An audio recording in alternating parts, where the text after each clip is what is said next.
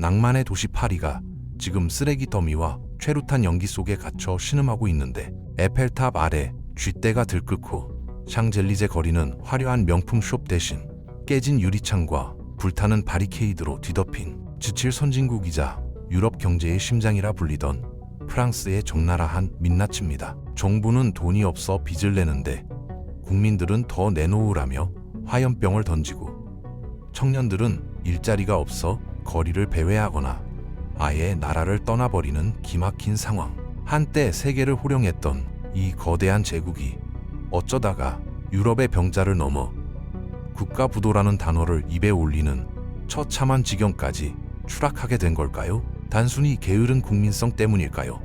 아니면 무능한 정치 때문일까요? 그보다 훨씬 더 본질적이고 섬뜩한 공포가 이 사태의 밑바닥에 깔려 있습니다. 오늘 불타는 파리의 거리, 그 너머에 숨겨진 잔인한 경제학적 진실과 프랑스의 몰락, 그 이면에 숨겨진 돈의 흐름을 읽어드리겠습니다. 우선 프랑스가 처한 상황이 얼마나 심각한지부터 아주 깊게 파고 들어봐야 할 것 같은데, 지난 2년 사이 프랑스에서는 총리가 무려 5차례나 바뀌는 총극이 벌어졌습니다. 한 나라의 행정부 수반이 계절 바뀌듯 갈아치워진다는 건 정치 시스템이 붕괴했다는 뜻이자 경제가 더 이상 통제 불능 상태에 빠졌다는 가장 확실한 신호거든요. 프랑스 경제는 지난 20년 가까이 사실상 성장을 멈춘 식물인간 상태였습니다.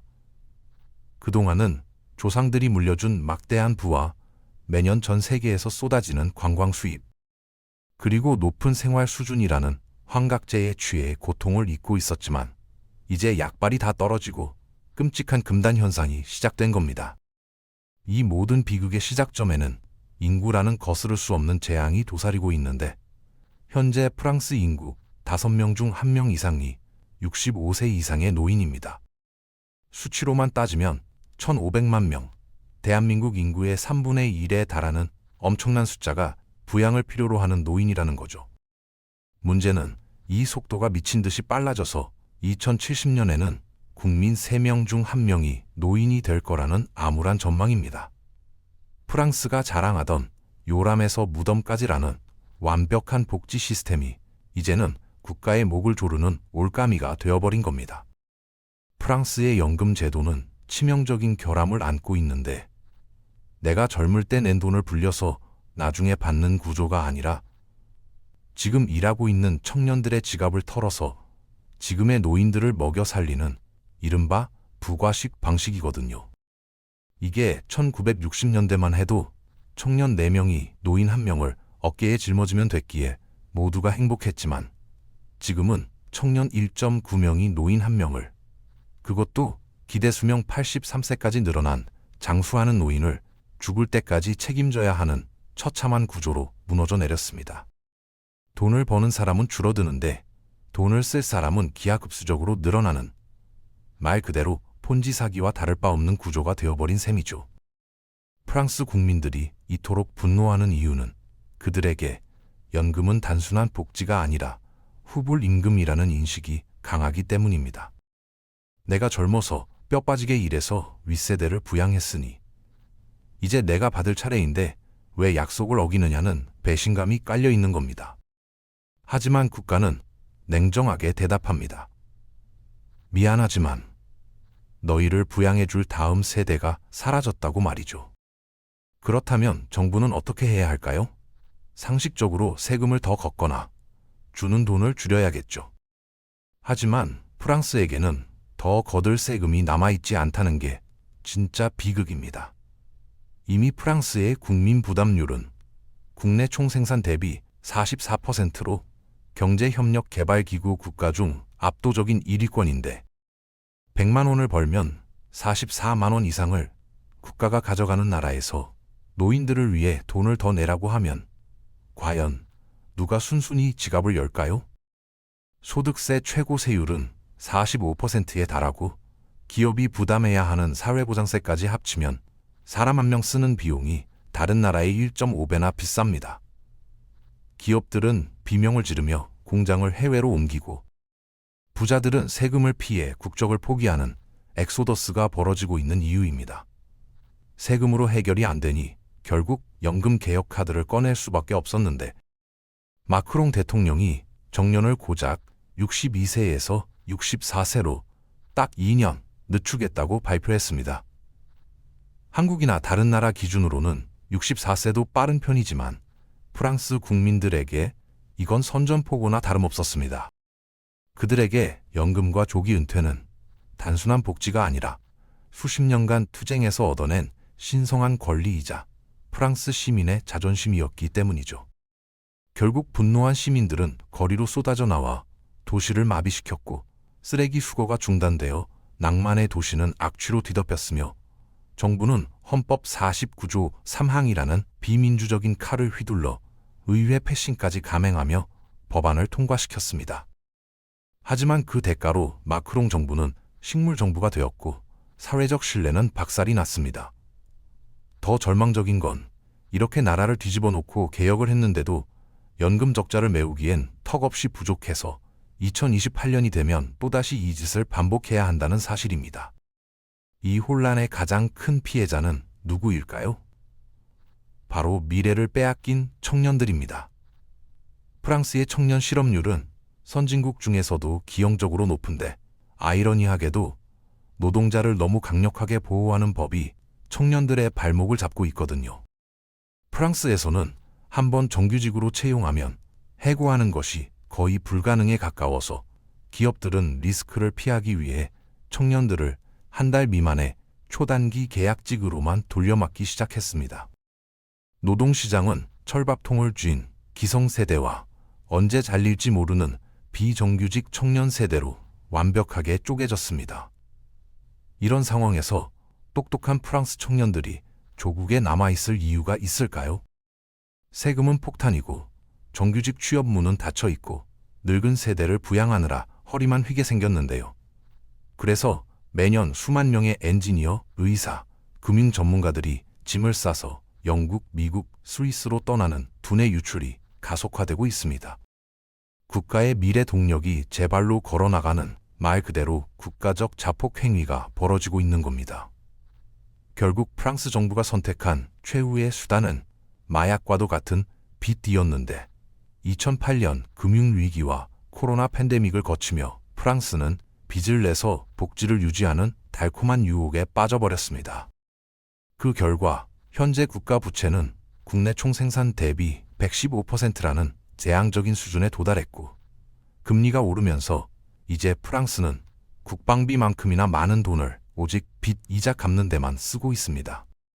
투자자들은 프랑스가 제2의 그리스가 되는 것 아니냐며 공포에 떨고 있고 실제로 프랑스 국채 금리가 파산 위기를 겪었던 그리스보다 높아지는 기현상까지 벌어졌습니다. 유럽의 병자 그리스를 비웃던 프랑스가 이제는 자신들이 그 병자가 되어가고 있는 꼴입니다. 유럽연합은 프랑스에게 제발 빚 좀 줄이고 허리띠를 졸라매라고 압박하지만 긴축 재정을 시작하는 순간 또다시 화염병이 날아들 것이 뻔하니 정부는 이러지도 저러지도 못하고 폭탄 돌리기만 하고 있습니다. 유일한 탈출구는 경제 성장뿐인데 명품 가방 팔고 에펠탑 보여주는 관광 수입만으로는 이 거대한 빚더미와 고령화 비용을 감당하기에 역부족이라는 게 냉정한 현실입니다. 프랑스는 늙어가는 인구, 경직된 노동시장, 감당 불가능한 복지, 그리고 산더미 같은 부채라는 사중고의 덫에 걸려 서서히 하지만 확실하게 침몰하고 있습니다. 이게 남의 나라 불구경하듯 혀만 차고 있을 때가 아닙니다. 이 프랑스의 비극적인 스토리가 어딘가 낯익지 않으십니까? 지금 대한민국이 마주하고 있는, 아닌 이미 진입해버린 미래의 예고편이기 때문입니다. 상황은 우리가 훨씬 더 심각합니다. 프랑스의 출산율은 1.6명대지만 우리는 그 절반도 안 되는 0.6명대의 초저출산 국가입니다. 프랑스가 암세포가 서서히 퍼지는 만성질환이라면 한국은 갑자기 심장이 멈추는 급성 심근경색에 가까운 충격을 받게 될 겁니다. 프랑스는 그나마 이민자를 받아서 인구 감소 속도라도 늦추고 있지만 우리는 단일 민족 정서상 그마저도 쉽지 않고 인구 소멸 속도는 세계 역사상 유례를 찾을 수 없을 만큼 빠릅니다. 프랑스는 100년에 걸쳐 겪을 고령화를 우리는 불과 20년에서 30년 만에 압축해서 겪어내야 하는 운명이거든요. 특히 연금 문제는 더 심각한데 한국의 국민연금은 현재 쌓아둔 돈을 굴리는 적립식이지만 이 돈이 2055년경이면 완전히 고갈될 거란 사실 다들 알고 계실 겁니다. 그 이후에는 우리도 프랑스처럼 부가식으로 전환해야 하는데 그때가 되면 미래 세대는 월 소득의 30% 이상을 연금보험료로만 내야 한다는 계산이 나옵니다. 월급 300만 원을 받으면 100만 원을 노인부양비로 내야 한다는 건데 과연 그 시대의 청년들이 이 불공정한 계약을 받아들일까요? 프랑스 청년들이 화염병을 던지는 것과 달리 우리 청년들은 조용한 시위를 하고 있습니다. 바로 결혼을 안 하고 아이를 낳지 않는 것, 그리고 기회가 되면 한국을 떠나는 것으로 말이죠. 이는 프랑스의 폭동보다 훨씬 더 무섭고 파괴적인 국가의 소멸을 의미합니다. 노동시장의 이중구조 또한 프랑스와 판박이거나 더 악질적인데 한국 역시 대기업 정규직과 중소기업 비정규직의 격차가 하늘과 땅 차이입니다. 기성세대는 강력한 노조와 호봉제로 보호받지만 청년들은 단군 일에 최고의 스펙을 가지고도 양질의 일자리를 구하지 못해 쉬었음 인구로 전락하고 있습니다. 프랑스는 그나마 수백 년간 쌓아온 막대한 국부라도 있고 전 세계 사람들이 죽기 전에 꼭 한번 가보고 싶어하는 관광 자원이라도 있죠. 하지만 수출 하나로 먹고 사는 우리가, 자원도 없는 우리가 저런 노동 경직성과 인구 구조의 덫에 걸린다면 그 충격은 프랑스가 겪는 고통과는 차원이 다를 겁니다. 제조업 기반이 무너지고 내수 시장이 쪼그라들면 우리는 프랑스처럼 버틸 체력조차 없습니다. 프랑스의 불타는 거리는 우리에게 묻고 있습니다. 너희는 준비가 되었느냐고 말이죠. 지금 당장의 표를 위해 폭탄 돌리기를 하는 정치인들을 욕하기 전에 우리 스스로에게 물어봐야 합니다. 내 연금이 줄어들고 세금이 늘어나는 고통을 감수하더라도 미래 세대를 살릴 용기가 있는지, 아니면 프랑스처럼 끝없는 갈등 속에서 함께 침몰할 것인지. 우리에게 주어진 골든타임은 얼마 남지 않았고 시계추는 생각보다 훨씬 빠르게 돌아가고 있습니다. 프랑스가 겪는 연금의 배신은 남의 이야기가 아니라 바로 내 월급 통장과 내 자식들의 미래에 닥쳐올 현실입니다. 지금의 고통을 피하려고 개혁을 미룬다면 우리는 프랑스보다 더 비참한 국가 부도의 길을 걷게 될지도 모릅니다. 과연 대한민국은 프랑스와 다른 길을 걸을 수 있을까요?